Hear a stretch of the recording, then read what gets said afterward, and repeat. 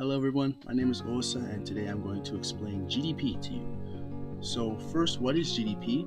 GDP is the market value of all final goods and services produced within a country in a given period. The reason why we use GDP as a calculation broadly to look at the economies of different countries is that it's simple to calculate as all we're doing is adding, but it's also the metrics that we use to calculate GDP are really good indicators of an economic health of a nation. So things like investment, net exports, consumption, government spending, these all can contribute very well to the overall health of a country.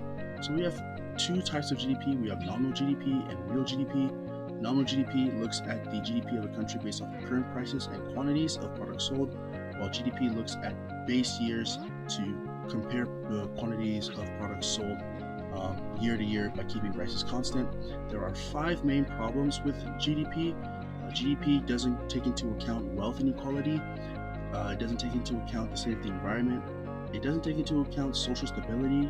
It doesn't take into account things like volunteering or helping others, so non-market actions. And it doesn't take into account leisure time.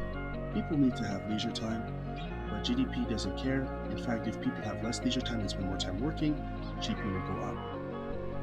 So here's our real world example that we're going to look at. We're going to look at the top 10 nations in GDP, and we're going to look at the top 10 nations listed in the World Happiness Report. So we have GDP on the left, and we have World Happiness Report nations on the right.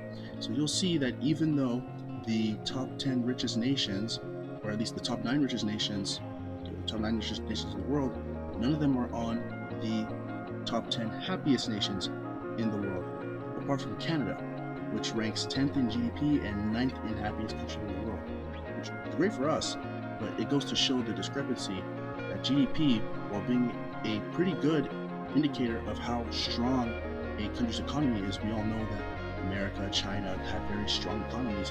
It doesn't necessarily translate to the people and the welfare of those nations necessarily being the best. So if we were to go back here, these sorts of problems can be explained by the fact that the distribution of wealth in these nations might not be super equal, the environment in these nations might not be the best, there might be problems with social stability, people might not have as much time to enjoy life, and as well, people might just not be as nice. Anyway, I hope that this was a great explanation to help you understand what GDP is, and I hope you have a good day. Thank you for watching my video. Have a good day. Bye.